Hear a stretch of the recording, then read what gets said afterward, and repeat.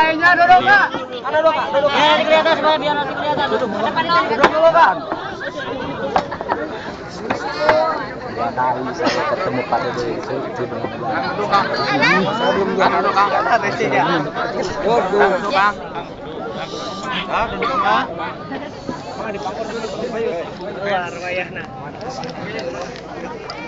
Assalamualaikum warahmatullahi wabarakatuh. Waalaikumsalam warahmatullahi wabarakatuh. Salam Pramuka. Salam satu Pramuka, satu Indonesia, NKRI. Yes. Selamat sore adik-adik semuanya. Tidak ada rotan, akar pun jadi. Tidak ada mikrofon, maka kita rekatkan hubungan menjadi lebih dekat sehingga semua terdengar. Semua bisa mendengar? Ya. Dengar. Jadi ciri-ciri pramuka itu adalah tidak boleh berhenti berkarya walaupun dalam keterbatasan. Jadi kita ingat, zaman dahulu para pemimpin-pemimpin kita ketika berorasi tidak menggunakan mikrofon. Rasulullah ketika zaman dahulu menyebarkan agama juga tidak menggunakan mikrofon. Jadi apa yang harus dia lakukan? Mendengar lebih baik. Dan ternyata indera pendengaran kita itu adalah syarat, terutama adalah syarat untuk menjadi orang pintar. Tahu nggak kenapa? Mendengar adalah syarat untuk menjadi orang pintar. Kalian kalau di kelas belajar mendengar atau melihat dulu? Mendengar. Orang buta bisa belajar nggak? Bisa. Melalui pendengarannya kan? Ya. Tapi kalau kita hanya melihat tapi tidak mendengar, itu ibaratnya orang tua lagi ngomong tapi pikiran kita kemana-mana. Masuk nggak? Tidak. Nah, oleh karenanya anggaplah sekarang kita manfaatkan indera yang namanya kuping, mendengar, lalu kita tanamkan dalam diri kita, walaupun tanpa mikrofon dan yang lain-lain. Oke, kakak-kakak yang saya cintai dari pengurus Warcap Kabupaten Bandung, Bapak Bupati yang sebentar lagi katanya akan hadir juga, serta kawan-kawan dari andalan daerah Provinsi Jawa Barat, dan adik-adik sekalian penegak-penegak yang saya cintai. Saya mencintai karena adik-adik adalah calon-calon pemimpin bangsa ini. Amin. Kira-kira yang ingin menjadi pemimpin siapa? Angkat tangan. Saya. Mau jadi pemimpin? Mau. Sebab di pramuka yang dilatih adalah latihan kepemimpinan. Kalau anak pramuka tidak mau menjadi pemimpin, berarti bukan anak pramuka. Yang mau jadi pemimpin siapa? Saya. Minimal pemimpin rumah tangga. Bisa. Atau paling tidak kita bisa menjadi pemimpin dalam perusahaan. Pemimpin di dalam sebuah industri. Amin. Pemimpin di kecamatan. Amin. Seperti Pak Camat misalnya, atau pemimpin di organisasi. Amin. Di ormas, atau menjadi bupati. Amin. Menjadi gubernur. Amin. Atau bahkan presiden. Amin. Kalau tidak bisa juga menjadi pemimpin di Diri sendiri. Ya, pemimpin diri sendiri. Sebab kenapa? Ternyata yang paling sulit bukan memimpin orang, tapi memimpin diri sendiri. Contoh, memimpin diri sendiri. Kita harus siap-siap jam 7 masuk sekolah. Siapa yang bangunin? Sendiri. Kalau pramuka dibangunin masih sama emak enggak? Masih. Dibangunin oleh siapa? Jam beker. Apa handphone? Coba dilatih. Nanti dilatih. Ini rahasia yang sudah dipraktekkan sejak ratusan tahun yang lalu. Pada saat sebelum tidur, tepuk bantalnya 3 kali. sambil mengatakan saya akan bangun jam 6 pagi. Jam berapa? Terserah. Jam 4. Jam 5, jam 4, Jam 9. Jam 1. Coba ya.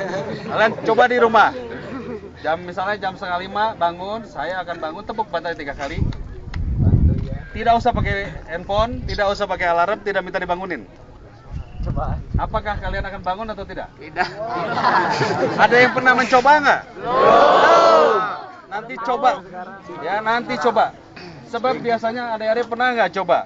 Misalnya mau bangun jam 5. Jam 5 kurang 5 atau 5 kurang 10 kita sudah bangun sebelum beker. Pernah nggak? Pernah. Itu namanya di dalam diri kita ada yang disebut sebagai alarm alami atau beker alami. Karena niat kita itu sudah didengar Tuhan. Dan ketika didengar Tuhan itu akan terjadi. Artinya ini yang saya mau kasih tahu, begitu kita masuk pramuka, kita harus punya niat semuanya untuk menjadi pemimpin. Karena niat kita itu secara otomatis, secara alam bawah sadar akan membuat kita menjadi pemimpin. Amin. Tanpa harus ada bekernya, tanpa harus ada perangkatnya. Jadi kita digiring ke arah sana. Dan apa yang kita lakukan dengan masuk pramuka itu adalah jawaban dari sebelum-sebelumnya kita menyatakan pada diri kita akan menjadi pemimpin. Ya. Yang kedua, saya ingin sampaikan.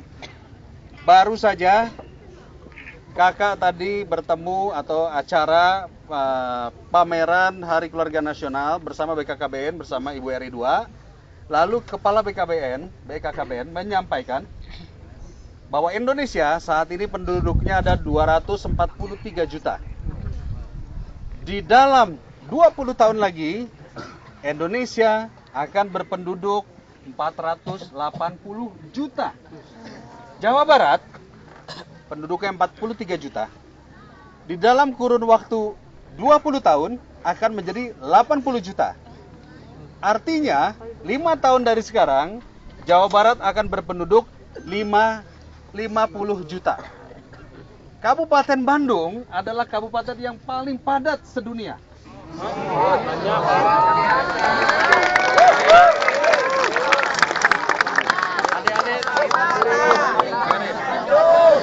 Adik-adik tadi kalau lewat jalan sepanjang kiri kanan kita berada di atas gunung, tapi sepanjang kiri kanan rumah sudah berdempet-dempet.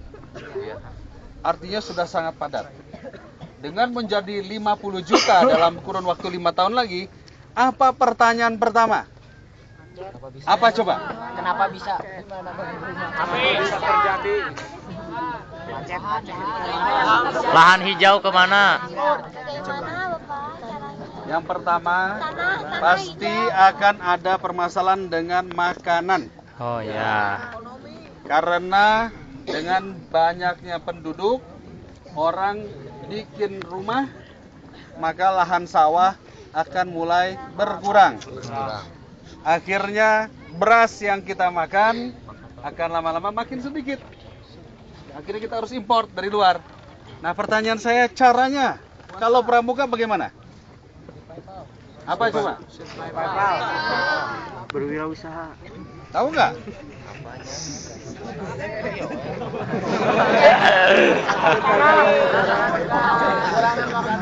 Dengerin ya. Saya akan cerita sedikit ya. Ini ada bagusnya supaya pramuka nanti akan menjadi ujung tombak agen perubahan. Indonesia adalah negara pemakan nasi terbanyak di dunia. Prestasi nanti di Jangan bilang hebat dulu. Karena nasi diproduksinya susah.